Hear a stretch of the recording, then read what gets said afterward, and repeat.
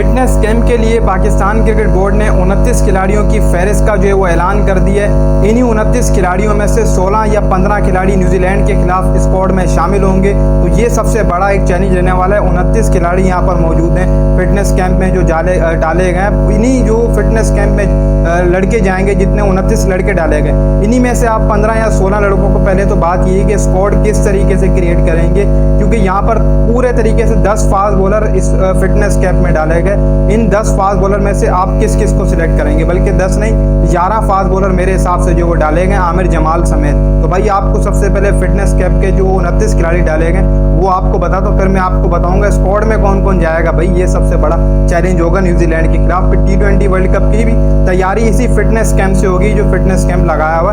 इन 29 खिलाड़ियों पर मुश्तमिल स्क्वाड बनेगा। न्यूजीलैंड के खिलाफ भी, आयरलैंड के खिलाफ भी, इंग्लैंड के खिलाफ भी, और फिर अपना जब अमेरिका और वेस्ट इंडीज में वर्ल्ड कप होगा उनमें भी जब ये स्क्वाड तैयार होगा तो इन्हीं 29 खिलाड़ियों से तैयार होगा। इन 29 खिलाड़ियों की बैटिंग लाइन की बात करें तो वहाँ पर बाबर आजम, मोहम्मद रिजवान, सैम अयूब, फ़खर जमान, साहिबजादा फरहान, हसीबुल्लाह, साउद शकील जो कि टेस्ट के प्लेयर हैं, इनको भी रखा गया। वनडे में यहाँ पर अभी आप सबको पता है कोयटा ग्लेडिएटर में बड़ी ज़बरदस्त परफॉर्मेंस का मुजाहरा दिया, यहाँ पर भी इनको रखा गया। हालांकि हैरान कुन बात है जो टेस्ट तक जो महदूद रहते थे। इसके अलावा उस्मान खान जो कि UAE से, उनको भी स्क्वाड का हिस्सा बनाया गया। ये सबसे खासी बात थी क्योंकि उस्मान खान जिस तरीके से परफॉर्मेंस दे रहे थे, हालांकि उस्मान खान लड़खड़ा रहे थे कि यार मैं जो है वो नहीं आना चाहता, पाकिस्तान की तरफ से नहीं खेलना चाहता या फिटनेस कैंप में नहीं आना चाहता, क्योंकि वो ये चाह रहे हैं कि यार दोबारा से मेरे साथ ऐसा ना हो कि मुझे दोबारा बाहर कर दिया जाए, क्योंकि फिल वक्त तो वो UAE की तरफ से खेलने का उनका टाइम वहाँ पर पूरा हो चुका है, शायद 5 साल मुकम्मल होने ना, फिर वो UAE की तरफ से खेलेंगे। लेकिन अब पाकिस्तान क्रिकेट बोर्ड ने उनकी तरफ निगाहें कर ली, उनको फिटनेस कैंप में रख दिया गया।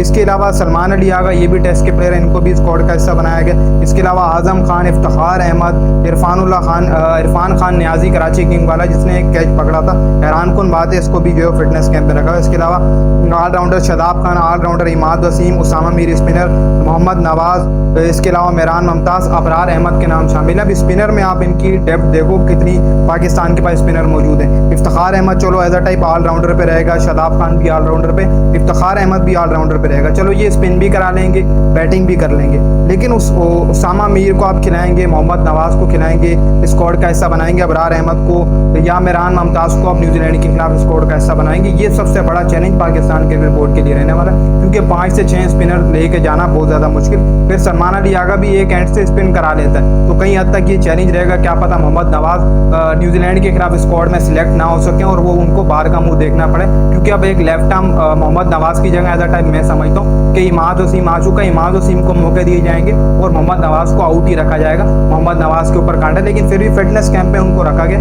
जो कि उनका हक भी बनता था। लेकिन न्यूजीलैंड के खिलाफ मोहम्मद नवाज सिलेक्ट नहीं होंगे, ना मेहरान मुमताज़ सिलेक्ट होंगे, ना अबरार अहमद सिलेक्ट होंगे।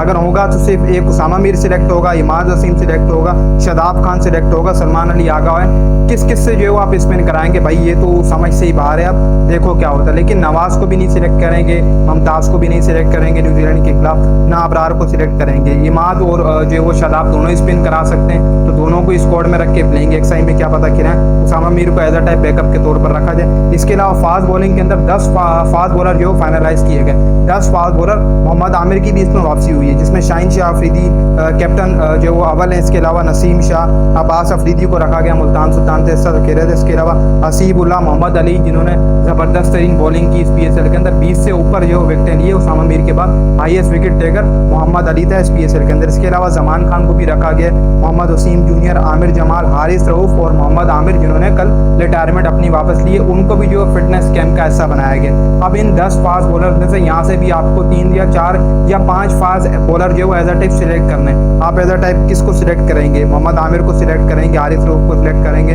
नसीम शाह, शाहीन शाह अफरीदी को सिलेक्ट करेंगे।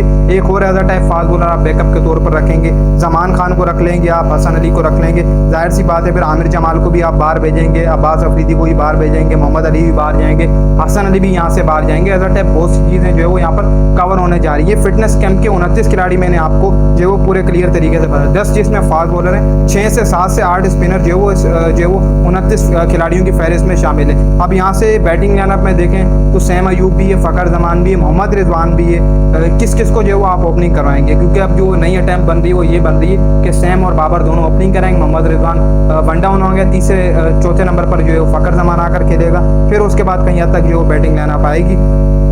तो आप कहीं भी जो है वो चेंजिंग अप डाल सकते हैं, लेकिन मोहम्मद रिजवान भी तैयार हैं दूसरे नंबर पर खेलने के लिए, ओपन सैम और बाबर कर लेंगे। फिर उसके बाद कहीं हद तक आप आजम खान को खिलाना चाहें वो खेल सकते हैं, इफ्तिखार अहमद खेलेंगे, शादाब खान है, फिर इमाद वसीम है, फिर आप एज अ टाइप 3 या 4 फास्ट बॉलर जो प्लेइंग एक साइड में खिला सकते हैं। इस तरीके से रखते हैं, लेकिन बहुत ज़्यादा मुश्किल है। यहाँ से 15 लड़के अब कब सिलेक्ट किए जाएंगे पाकिस्तान क्रिकेट बोर्ड की तरफ से, न्यूजीलैंड के खिलाफ कब स्क्वाड का ऐलान किया जाएगा। इन्हीं 29 खिलाड़ियों में से 15 खिलाड़ी सिलेक्ट होंगे। अगर आप भी अपना स्क्वाड बनाना चाहें तो कमेंट सेक्शन में आप बना सकते हैं कि इन 29 खिलाड़ियों में से कौन से जो है वो 15 या 16 खिलाड़ी सिलेक्ट होने जा रहे हैं। मैं तो स्क्वाड नहीं बना रहा क्योंकि बहुत ज़्यादा मुश्किल है भाई साहब, इन 29 में से किस किस को बंदर डाले, किस किस को बाहर करे, ये तो समझ से बाहर है। और ये पाकिस्तान क्रिकेट बोर्ड के लिए भी एक बड़ा चैलेंज है कि इन 29 में से किस किस को सिलेक्ट करना न्यूजीलैंड के खिलाफ। फिर T20 वर्ल्ड कप में भी ये इन्हीं 29 खिलाड़ियों में से जो सिलेक्शन देनी होगी। PSL की भी ज़बरदस्त परफॉर्मेंस इन्हीं खिलाड़ियों की रही। इन्हीं 29 में से तकरीबन 15 या 16 खिलाड़ी न्यूजीलैंड के खिलाफ सिलेक्ट होंगे, फिर 20 खिलाड़ी तकरीबन जो है वो T20 वर्ल्ड कप में सिलेक्ट होंगे आयरलैंड के खिलाफ, इसके अलावा इंग्लैंड के खिलाफ। यहीं से जो है वो स्क्वाड तैयार होगा 29। ये पूरे साल का जो है वो आपका रहने वाला है, 29 खिलाड़ी पूरा साल चलेंगे ये वाला। तो इन्हीं में से जो है वो जहाँ भी दौरा होगा पाकिस्तान का, उसका स्क्वाड इन्हीं 29 खिलाड़ियों से बनने वाला है।